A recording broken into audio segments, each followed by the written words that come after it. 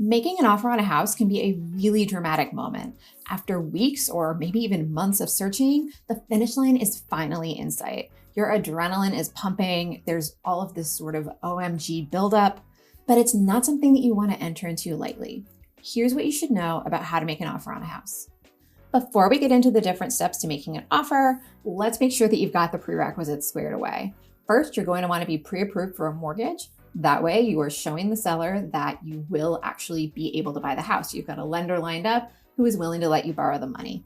You want to have a buyer's agent who will work with you throughout this whole process. They will come in handy with making an offer. They will help you with negotiations, really every single step of the process. You also want to make sure you have your earnest money ready to go. We'll talk about what that money is in a minute, but for now, just know that you don't want to be waiting for that money to transfer. Whatever account it needs to be in, it should be there by the time that you are making an offer. Depending on how you and your agent work together, you might take care of the different steps that we're about to go over, over some time, take them as they come. Or if you happen to see a house that you absolutely fall in love with and you decide, oh my gosh, this is the one I have to make an offer, you and your agent could do all of these steps in less than 24 hours and just have a really hectic day. So let's get into it. Step one, how much are you going to offer? This is an area where your real estate agent can help you a ton because they can help you understand both what comparable houses in the area are going for, so what is a reasonable and fair price, but also potentially giving you insight into how sellers in your area have been pricing homes. Something that you'll sometimes see in hot markets is that sellers will put a listing price that they see as being more of a starting price. So that's not what they expect to actually get for the home. They expect it to go significantly higher. And this is just kind of the kickoff. Your agent can help you prepare for that kind of situation, or if the house has been priced fairly and accurately, they can help you figure out what you want to do in terms of the kind of offer that you want to make. Do you want to go to the top right away? Do you want to pretty much offer exactly what the asking price is? There are pros and cons to these different strategies. Something that's really important is that you feel comfortable working with your real estate agent and talking with them about the details of your finances. That can be pretty uncomfortable. We don't usually necessarily, get into that kind of money talk with even close friends, let alone a real estate agent that we just hired a couple months ago.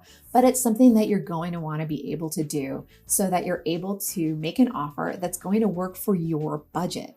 Because a winning offer that you can't afford isn't really a win. Step two, what contingencies will you ask for? Contingencies are essentially conditions that you're putting on the sale. In other words, in order for the sale to go through, this condition needs to be met. There's sort of hoops that the seller or you need to jump through. And so generally fewer contingencies is viewed as better. That said, this is a really big purchase and you want to make sure you're keeping yourself safe. So figure out the right balance for you of adding contingencies and areas where you might be able to cut back. Unless you're paying with cash, you are going to have a mortgage contingency. That just means that in order for the sale to go through, you do need to get approved for the home loan.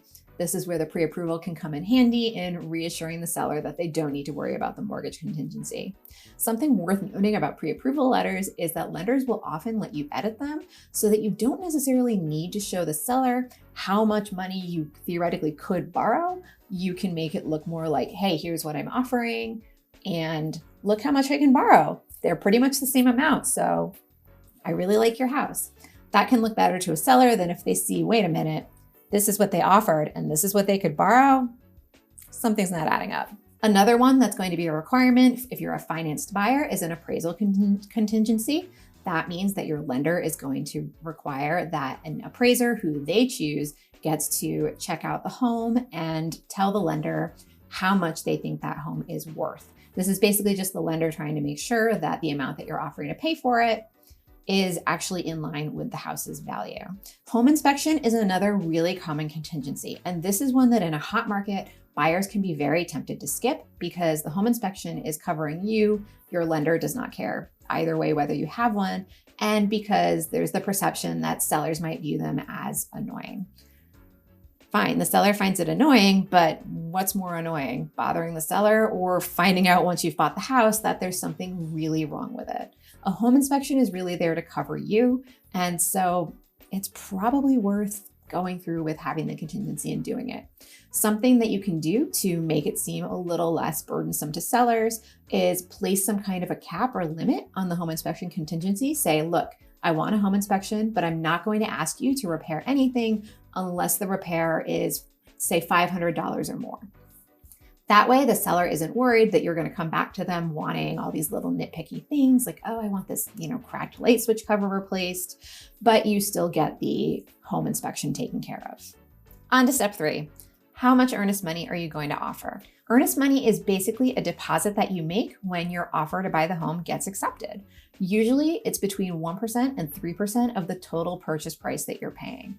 And how much you choose to pay is up to you. Some people like to put down more earnest money and go more toward that 3% figure because they want to show the seller that they are really serious or, earnest about buying the home.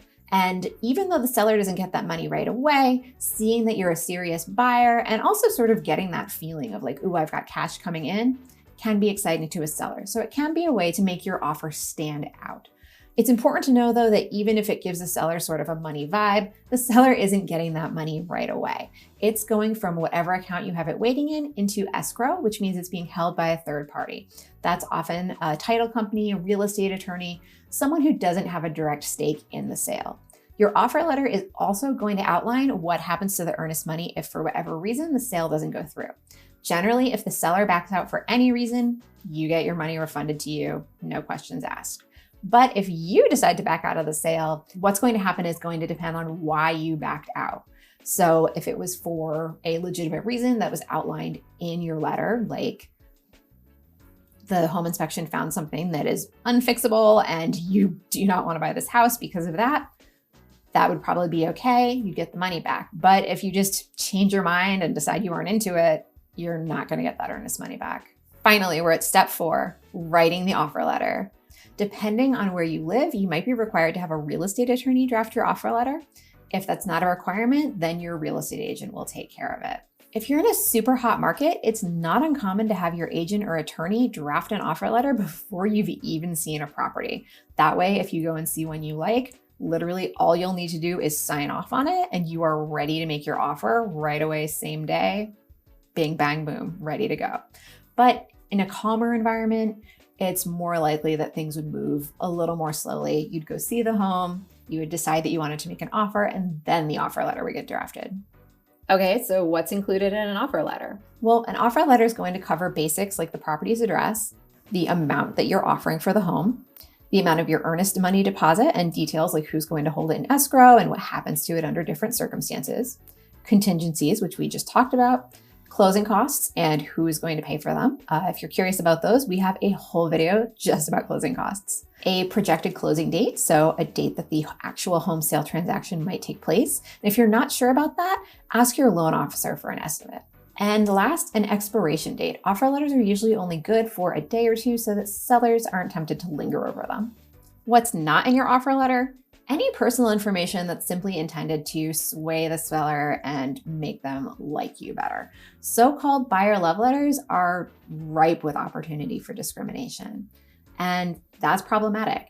The Federal Fair Housing Act prohibits discrimination based on characteristics like race, religion, or family status. And while you might think that it's totally innocent to send the seller something like, we can just picture our children playing in your yard already, or it'll be so great to be able to walk to our church, it's just right down the street, you're actually telling them things that open up everybody to liability and put you in kind of just sketchy legal territory.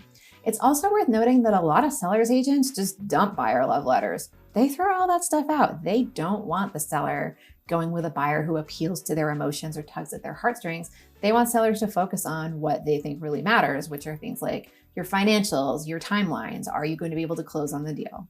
What comes next? Well, that depends on what the sellers do. If they reject your offer, that's a bummer. Feel your feelings, get through it. And then, when you can, brush yourself off and move on. There are other houses out there. Eventually, you're going to have an offer accepted. If they counter your offer, it is time to start negotiating. And again, this is where having a strong buyer's agent comes in incredibly helpful. And if they accept it, well, congratulations. and get ready to take that big step of applying for a mortgage. And when you've hit that point, you can head to NerdWallet to compare mortgage lenders, read unbiased reviews, and learn about every single step in this process, because now you are that much closer to becoming a homeowner. I'm Kate Wood, and I write about mortgages and home buying for NerdWallet. Buying a home can be an overwhelming experience, but on our site, we have articles and videos that cover every aspect of the process, and we are here for you. If you learned something today, like this video, and while you're here, subscribe.